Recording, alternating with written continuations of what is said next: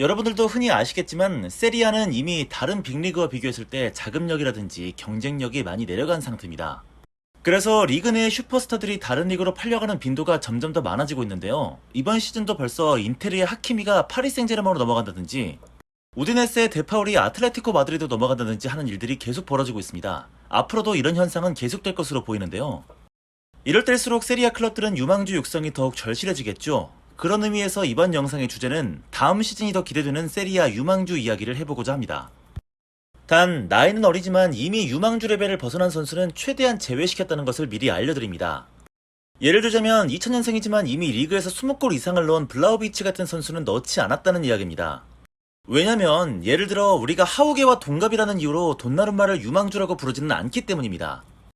자, 그럼 시작을 해보겠습니다. 첫 번째 다음 시즌이 더 기대가 되는 유망주는 밀란의 톰마소 포베가입니다. 지난 시즌은 임대로 스페지아에 넘어가 뛰었는데요. 사실 기대하는 밀란 팬들은 많지 않았지만 생각보다 가파른 성장세를 보여줬었죠. 2년 전에는 세리베 프로데노네에 임대를 가서 총 31경기 5골에 어시스트 4개를 기록했던 포베가였는데 지난 시즌에는 더 큰 무대인 세리아 스페지아에 임대를 가서 20경기 6골에 3어시, 스탯상으로도 훨씬 더 발전된 모습을 보여줬죠.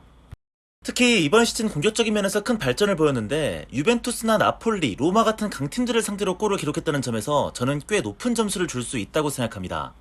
거기다 주발이 왼발로 알려져 있는 선수인데 6골 전부 다 오른발로 넣었을 정도로 양발을 모두 다 잘 쓴다는 장점도 갖고 있는 선수인데요. 딱 하나 아쉬운 점이 있다면 약팀에 있었다고는 해도 중앙 미드필더 치고는 패스 성공률이 조금 낮다는 점 정도 되겠습니다. 하지만 밀란에서 패스 배급은 베나세르가 전담하게 될 테고 포베가는 박투박 유형으로 자리를 잡았기 때문에 큰 문제는 되지 않을 것 같습니다. 거기다 이번 시즌 포베가가 밀란의 플랜에서 중요하게 쓰일 큰 이유 몇 가지가 있는데요. 우선은 차라놀루가 공짜로 인텔에 넘어가 버렸기 때문입니다. 빈자리는 생겼는데 밀란은 거길 메꿀 돈이 없죠. 그리고 두 번째는 1월에 열리는 아프리카 네이션스컵 때문입니다. 즉 1월부터 캐시와 베나세르는 국대 차출로 경기를 뛸 수 없습니다. 마지막은 챔피언스 리그 때문인데요. 밀란은 더 많은 스쿼드 플레이어가 필요할 뿐더러 유스 쿼터까지 신경을 써야 합니다. 그렇기 때문에 개인적으로는 밀란이 포베가를 또다시 임대를 보낼 가능성은 매우 낮다는 생각이 들고요. 큰 돈이 아니라면 이적시킬 가능성도 낮다고 생각합니다. 부디 밀란이 잘 키워서 이번에는 로카텔리와 같은 운은 범하지 않길 개인적으로 기대해봅니다. 다음으로 다음 시즌이 더 기대가 되는 유망주는 바로 삼프도리아의 미켈 담스고르입니다. 2000년생의 어린 선수를 삼프도리아는 지난 시즌 700만 유로라는 큰 돈을 들여서 데려왔는데요. 기본적으로 어린 선수인데다가 덴마크 리그에서 커리어 하이가 9골일 정도로 공격수 치고는 스탯이 그렇게 좋지 못했기 때문에 개인적으로는 큰 기대를 하지 않았던 선수였고요.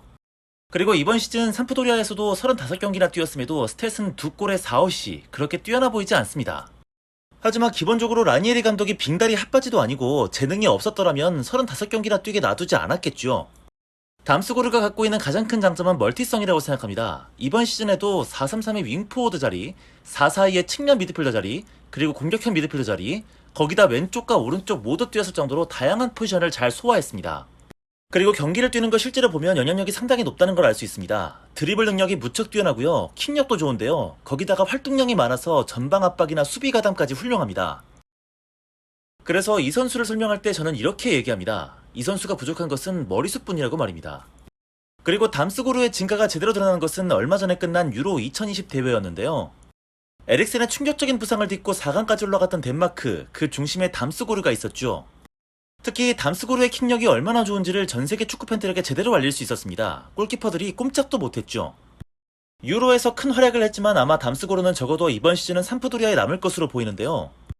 이번 시즌이 더 기대가 되는 이유는 기량뿐만 아니라 감독 교체도 있습니다. 라니에리 감독은 전술이 다양하지만 4-4-2를 기본으로 쓰는 감독이기 때문에 담스고르가 측면 미드필더로 뛰어야 하는 경우가 많았는데요.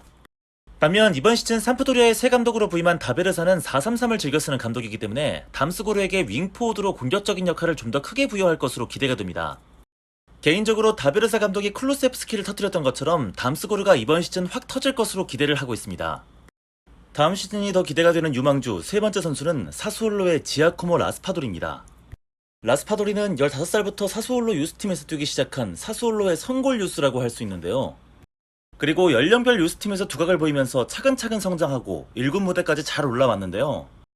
하지만 1군에 올라왔어도 자리를 쉽게 잡지 못했습니다. 왜냐하면 어마어마하게 쟁쟁한 선수들이 하필이면 버티고 있었기 때문인데요. 우선 공격수 자리에는 직전 시즌 엠폴리에서 16골을 기록했던 카푸토가 이적해오면서 리그 21골을 집어넣었고요. 왼쪽 윙포워드 자리에는 하필이면 보가가 데뷔 최고의 시즌을 보냈습니다. 11골에 어시스트도 5개를 기록했는데요. 사스올로의 오른쪽 윙포워드 자리는 절대 뺏을 수 없습니다. 10년 이상 사스올로를 지키고 있는 더 엄청난 선골뉴스 베라르디의 자리이기 때문입니다. 거기다 데프렐 같은 선수도 새로 영입이 된 상태였고요.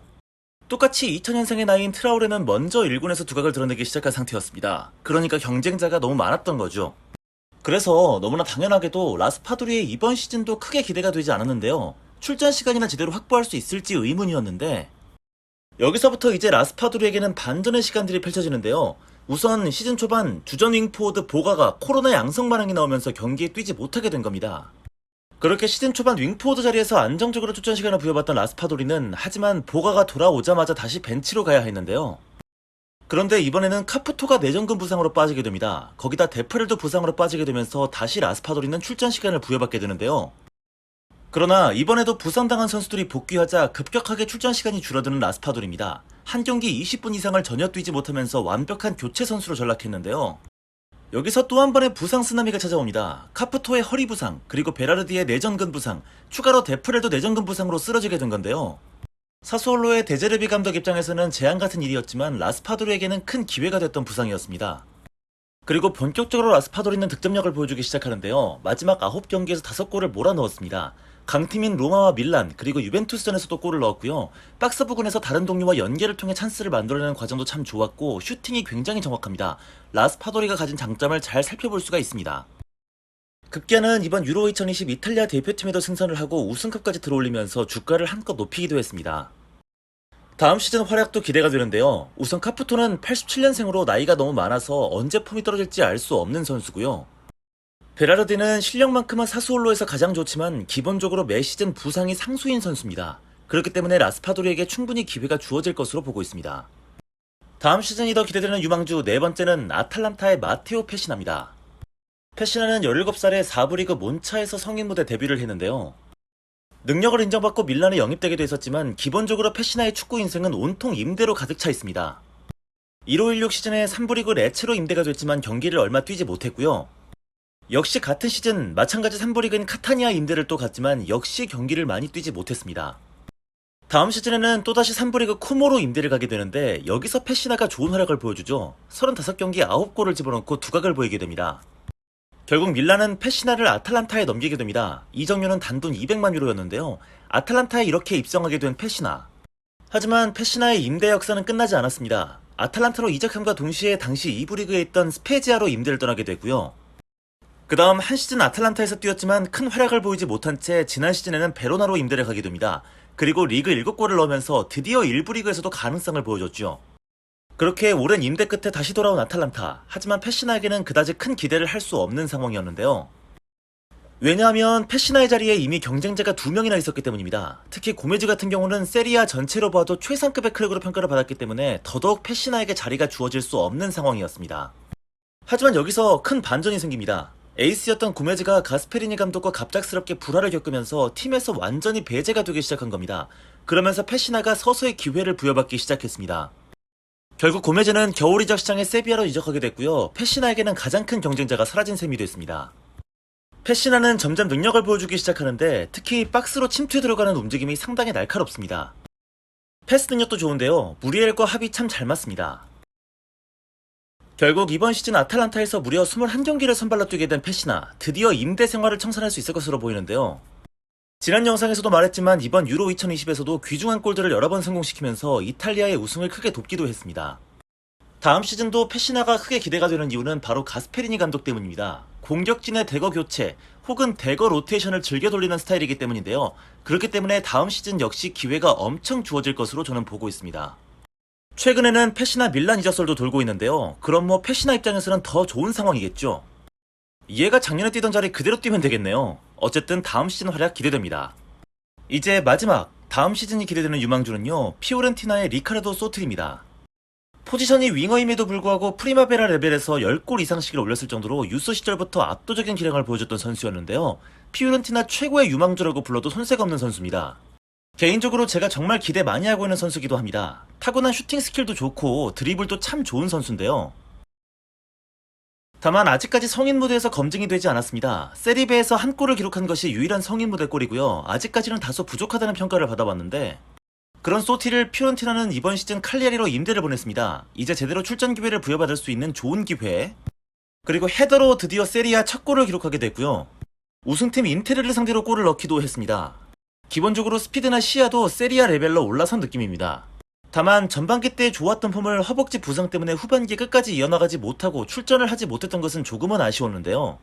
그럼에도 불구하고 다음 시즌이 기대가 됩니다. 우선은 리베리가 팀을 떠나게 되면서 윙어 한 자리가 비어있는 상태가 됐고요.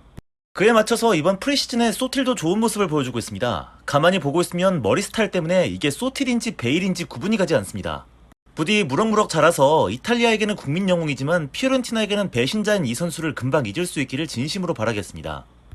이제 약 한 달 앞으로 다가온 다음 시즌 개막, 유망주들을 보는 재미가 더해지기를 기다려보겠습니다.